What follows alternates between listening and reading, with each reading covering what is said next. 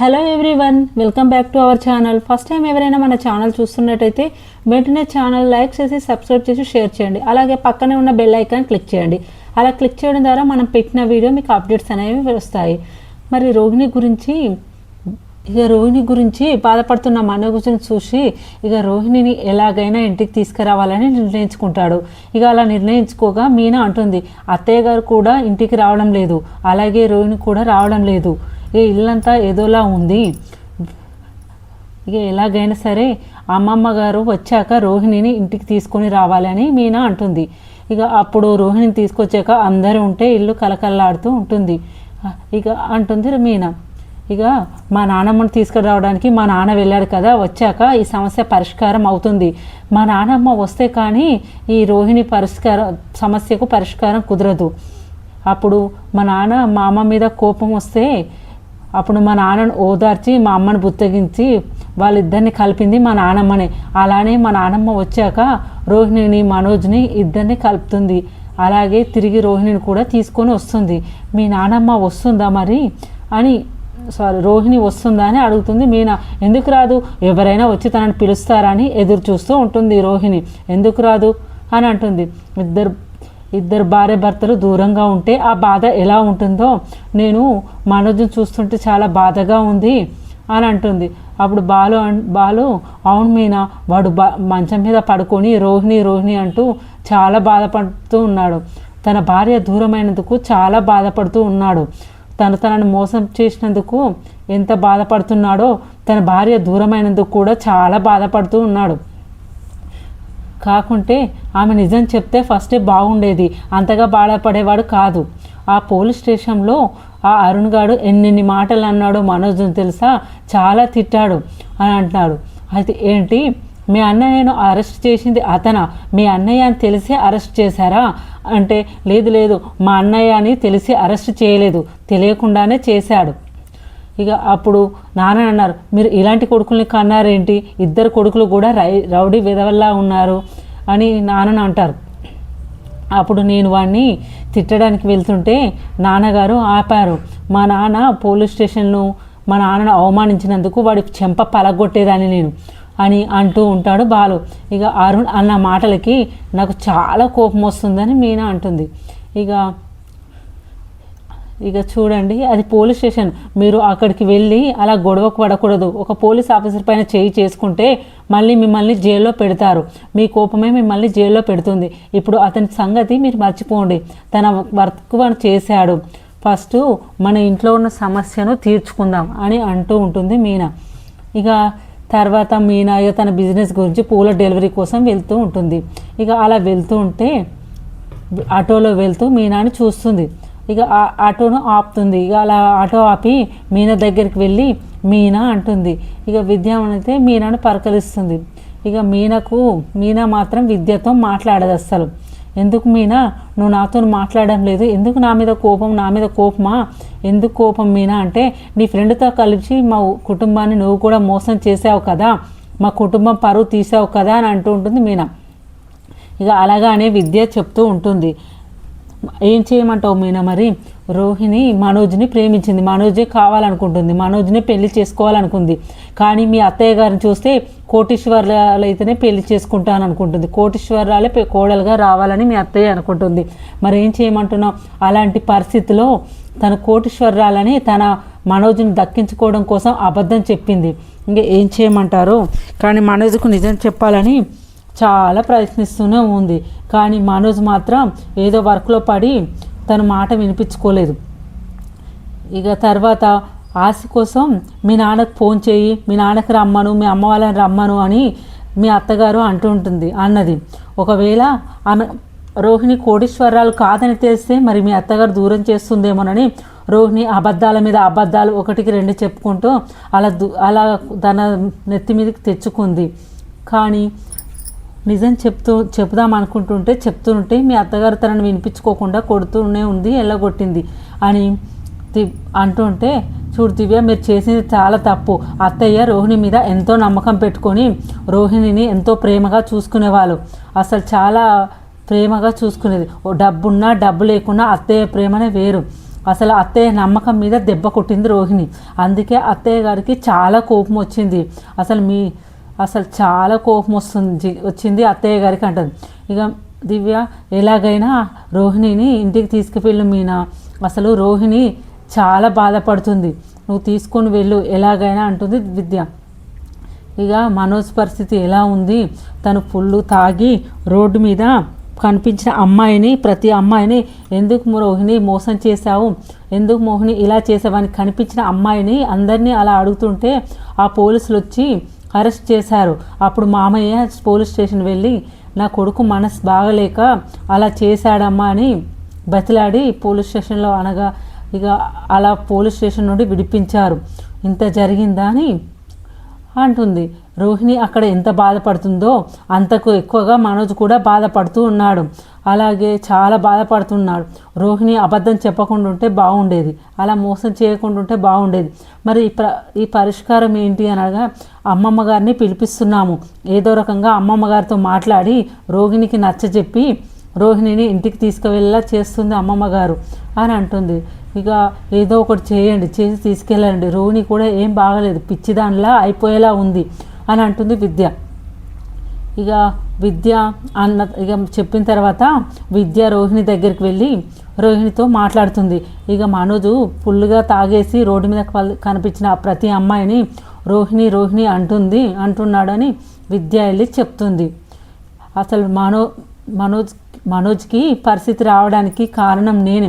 మనోజు సంతోషంగా ఉంటే చూడాలనుకున్నా కానీ ఇలా అవుతుందని అనుకోలేదు. మనోజ్ని ప్రాణం కంటే ఎక్కువ ప్రేమించి పెళ్లి చేసుకున్నాను, ఇలా వస్తుందని నేను అస్సలు అనుకోలేదు అని అంటుంది. ఇక షాక్ అయిపోయి అంటుంది.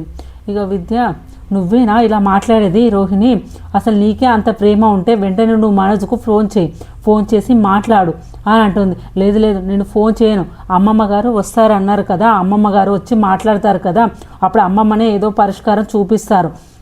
అత్తయ్య అమ్మమ్మ గారి మాట తప్ప ఇంకెవ్వరి మాట వినరు, అమ్మమ్మ గారు చెప్తే మాత్రమే వింటారు, ఇక ఆమె ఎవరి మాట పట్టించుకోదు అని అంటుంది. ఇక కామాక్షి ఇంట్లోనే ఉంటుంది. ఇక వదిన అన్నయ్యను వదిలి పిల్లల్ని వదిలి ఎన్ని రోజులని ఇంట్లో ఉంటావు వదినే, నువ్వు పిల్లలు తప్పు చేస్తే రోహిణి తప్పు చేస్తే నువ్వెందుకు ఇలా ఉంటావు వదినే అంటే అప్పుడు అంటుంది ప్రభావతి, నాకు చాలా కోపంగా ఉంది కామాక్షి, నేను ఇంటికి వెళ్ళలేకపోతున్నాను అసలు అనగా, చూడండి వదినే మోసపోయింది మీరే కాదు, మనోజ్ చాలా మోసపోయాడు, మనోజ్ కూడా చాలా బాధగా ఉంటుంది కదా, తను ఎంత బాధపడుతున్నాడో ఎంత అదవుతున్నాడో, అసలు కనీసం ఫోన్ అన్నా చేసావా వదిన అని అడుగుతూ ఉంటుంది కామాక్షి. అప్పుడు లేదు కామాక్షి నేను ఫోన్ చేయలేను, వాడికి ఫోన్ చేస్తే ఆ రోహిణి చేసిన కుట్ర అని వాడు గుర్తు చేసుకొని ఇంకా బాధపడతాడని నేను ఫోన్ కూడా చేయలేదు కామాక్షి అంటుంది.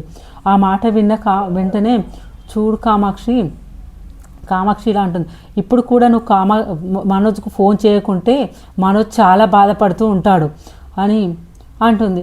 ఇక తర్వాత ఇదంతా ఇలా జరుగుతూనే ఉంటుంది. ఇదంతా జరుగుతూ ఉండగానే సుశీలమ్మ ఇంటికి వస్తుంది.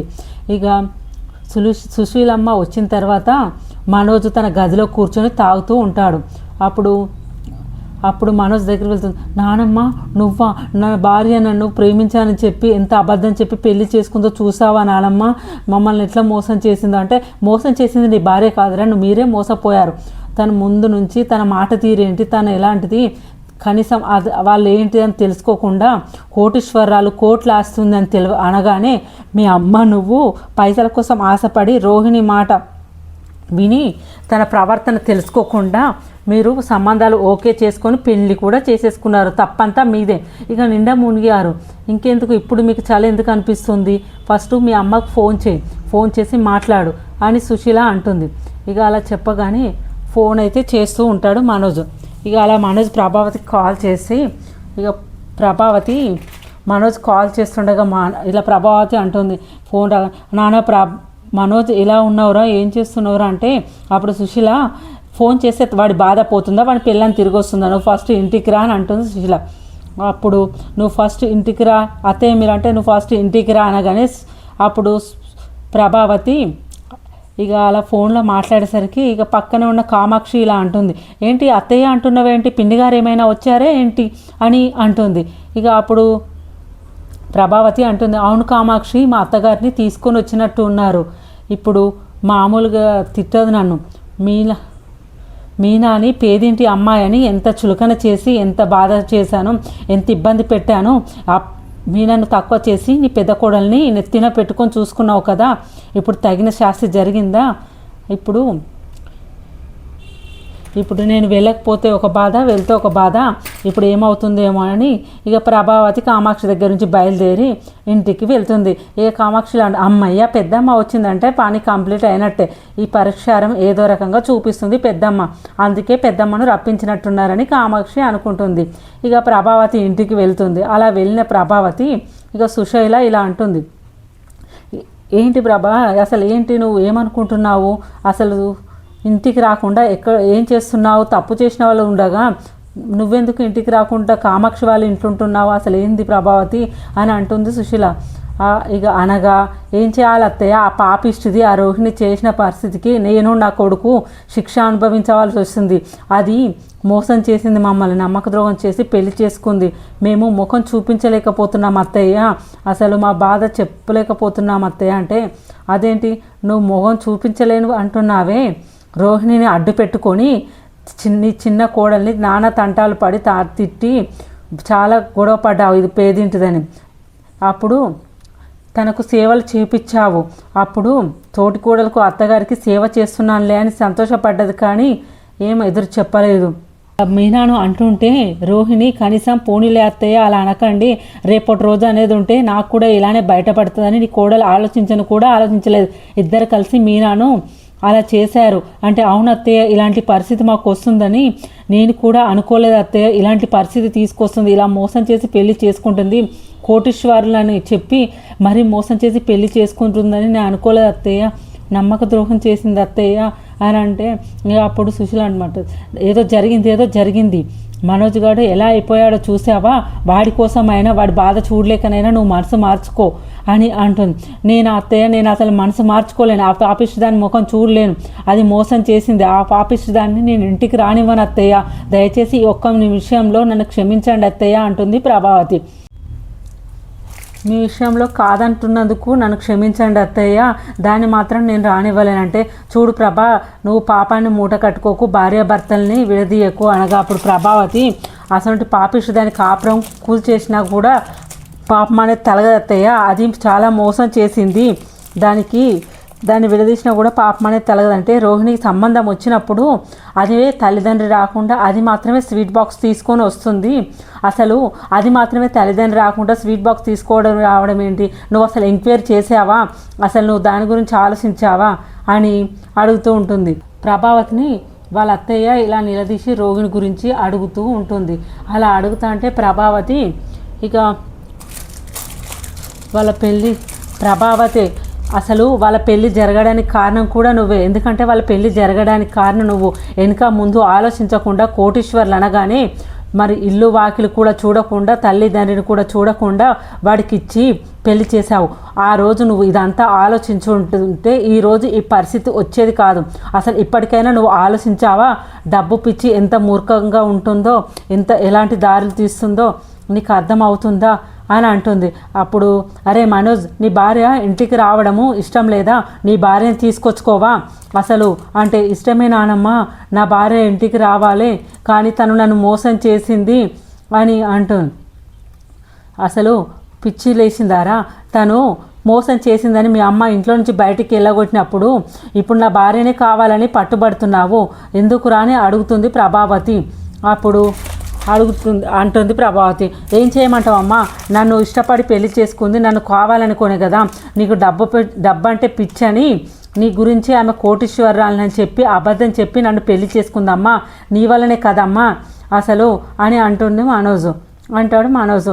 అవునరా, నేను నీ జీవితం బాగుండాలని, నువ్వు మంచిగా ఉండాలని నేను అనుకున్నాను రా, అలా కోటీశ్వరాలైనా కూతురునిచ్చి పెళ్లి చేయాలనుకున్నాను, అది కోటీశ్వరాలు అనుకున్నాను, కానీ అది మోసం చేస్తుంది అనుకోలే, ఇదంతా నాకు కావాలరా, ఇలా సరిగ్గా జరిగింది నాకు అని అంటుంది ప్రభావతి. ఇక సుశీల ఇలా అంటూ ఉంటుంది. ఇప్పుడు రోహిణి ఇంటికి వస్తుంది, ఇంటికి రమ్మంటాను, రోహిణిని ఏమీ అనకూడదు, మీరు ఎవ్వరు కూడా ఏమనొద్దు అని అంటే ప్రభావతి అది ఇంటికి వస్తే నేను ఊరుకునేది లేదు, అసలు ఇంటికి రావడానికి వీలు లేదు అనగా ఇక రోహిణిని ఫోన్ చేసి పిలిపిస్తుంది సుశీలమ్మ. అలా ఫోన్ చేసి పిలిపించడంతో ఇంటికి రాకుండా గుమ్మం దగ్గరనే ఆగిపోయి నిలబడి ఉంటుంది.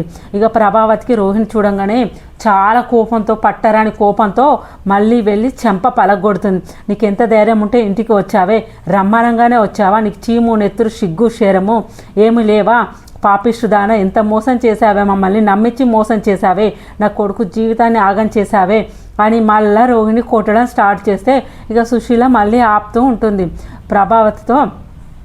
నువ్వు కొట్టడానికి తనని ఇక్కడికి పిలిపించలేదు, నువ్వెందుకు కొడుతున్నావు, ఈ భార్యాభర్తల్ని ఇద్దరిని కలపడానికి మాత్రమే నేను పిలిపించాను, నువ్వు కొట్టడానికి పిలిపించలేదు అంటే ప్రభావతి, అరే ఎందుకురా ఇలా చేస్తున్నావు, అది మోసం చేసిందిరా, మనల్ని నమ్మక ద్రోహం చేసిందిరా, దాన్ని ఎందుకురా రమ్మంటున్నావు అని, ఎందుకురా అని అంటుంది. ఇక అప్పుడు మనోజు అంటాడు, తను ఫస్టే నాకు తెలుసు, తను కోటీశ్వరాలు కాదు, తను బీద పిల్లని నాకు ముందే తెలుసు అని అంటుండు. మళ్ళా డ్రామా స్టార్ట్ చేస్తాడు మనోజు. ఏంటి, తను కోటీశ్వరాలు కాదని నీకు తెలుసా, అయితే తెలిస్తే నువ్వు ఎందుకు చెప్పలేదురా, నువ్వు చెప్పాలి కదరా అని మళ్ళీ మనోజ్ను కూడా కొడుతుంది.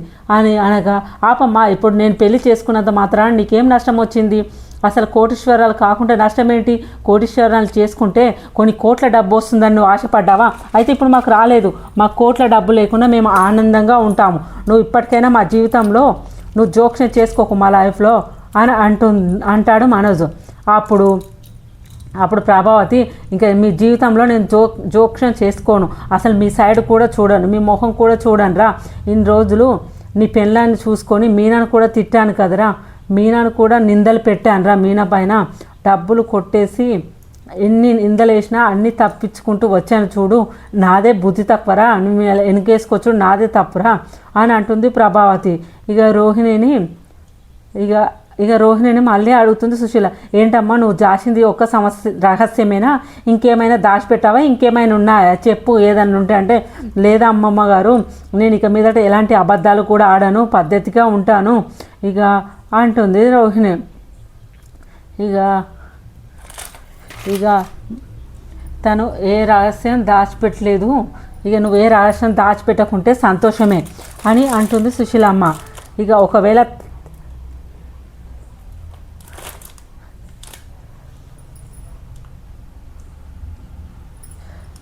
మళ్ళీ ఏదైనా రోహిణి దాచిపెట్టి ఇంకేమైనా దాచిపెట్టి ఉంటే ఇంకా ఇక ఈరోజు మీరు రోహిణి తీసుకొచ్చారు కదా, ఇక మీరు తీసుకొచ్చిన మిమ్మల్ని కూడా అత్తయ్య గారు అపార్థం చేసుకుంటారు అమ్మమ్మ గారు, దీనికి ఇది ఒకటే పరిష్కారం అంటుంది. నేను దేవుడి దగ్గర హారతి పళ్ళెని తీసుకొచ్చాను, రోహిణి నువ్వు హారతి మీద ఒట్టేసి నిజం చెప్పు, అబద్ధం ఆడకుండా నిజం చెప్పు, ఇంకా అబద్ధాలు ఏం లేవు, ఇది ఒకటే అబద్ధము, ఇప్పటిదాకా దాచిపెట్టింది ఒక్కటే తప్ప నా జీవితంలో ఎలాంటి రహస్యాలు లేవని చెప్పు అంటుంది మీనా. ఫ్రెండ్స్, అప్కమింగ్ ఎపిసోడ్లో మరి రోహిణి హారతి పల్లెం పైన ప్రమాణం చేసి నిజం ఒప్పుకుంటుందా, మరి అది ఒకటే రహస్యం ఉందా, ఇంకేమైనా దాచిపెట్టిందా, మరి తెలుసుకోవాలనుకుంటే వెంటనే మన ఛానల్ లైక్ చేసి సబ్స్క్రైబ్ చేసి షేర్ చేయండి, అలాగే పక్కన ఉన్న బెల్ ఐకాన్ కూడా క్లిక్ చేయండి. Thank you for watching our videos friends.